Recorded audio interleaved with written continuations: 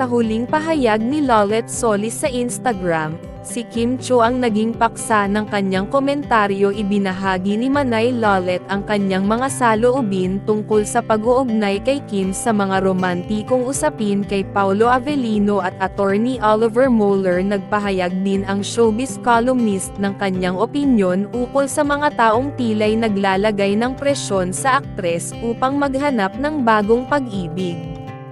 Ang biteranang showbiz columnist at talent manager ay naglathala ng komentaryo tungkol sa mga taong tila'y naglalagay ng presyon kay Kim upang maghanap ng bagong pag-ibig matapos ang kanyang hiwalayan kay Sian Lim.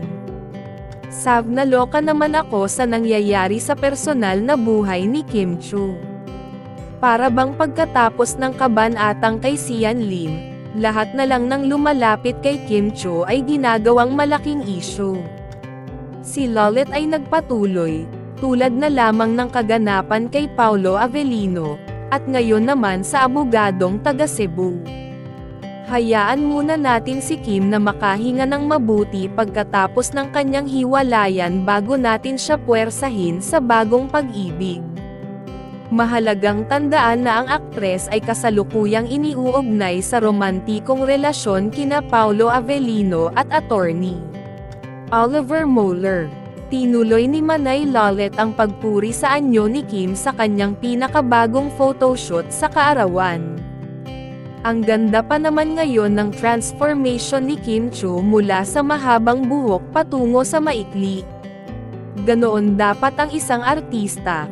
Palaging may pagbabago sa hitsura upang makita ang iba't ibang personalidad." Bukod dito, sumulat si Lolet ng mensahe ng suporta para sa bituin ng kapamilya. "Bongga Kim Chiu. Go and have a good time. Deserve mo iyan, pangako." #ClassicLolita. Si Kim Chiu ay isang Filipina-Chinese na aktres at host sa telebisyon. Sumikat siya sa showbiz matapos manalo sa Pinoy Big Brother. Ipinanganak siya noong ika-19 ng Abril taong 1970 sa lungsod ng Cebu sa mga negosyanteng Chino na sina William Chiu at Luella Yap. Kilala rin si Kim bilang Chinite Princess at minsan nang pinuri bilang prinsesa ng pelikulang Pilipino at telebisyon. Sa naunang isyu, ipinagdiriwang ni Kim Chiu ang kanyang ika-34 na kaarawan ngayon, ika-19 ng Abril sa kanyang espesyal na araw.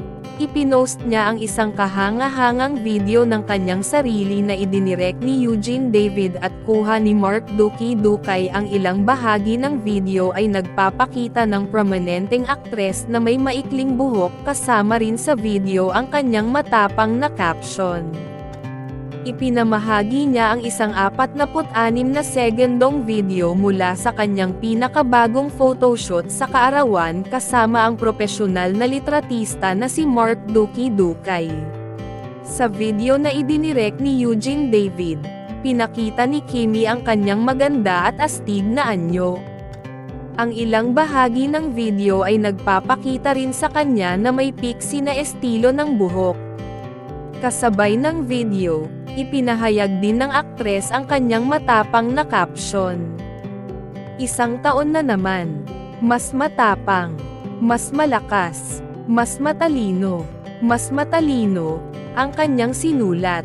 Bukod dito, nagpasalamat si Kim sa mga bumati sa kanyang espesyal na araw.